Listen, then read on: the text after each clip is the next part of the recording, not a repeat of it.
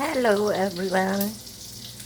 Eto na naman po ako. Sorry, medyo matagal bago nakapag review ulit. So ngayon po ay magluluto po ako ng chop suey. At ang halo ko po dito ay pork, ang ating cauliflower, yan po. At meron din po tayong sayote, Baguio beans, meron po akong red pepper, snow peas, at ang Baguio cabbage po natin. Ito po.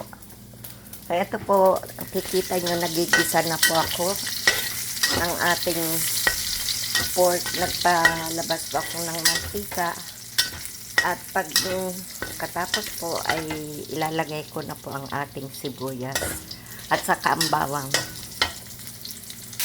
So, ito po, nilagay ko na po ang ating karning baboy na maluto na po ang ating sibuyas at bawang at nilagyan ko na rin po ng paminta ito.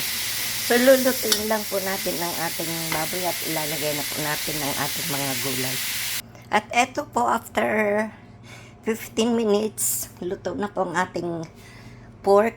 Inilagay ko na po ang ating sayote, Baguio beans, at ang ating cauliflower. At pag after mga 5 minutes po, ilalagay ko na rin po ang ating Chinese cabbage, ang snow peas, at ang ating red pepper.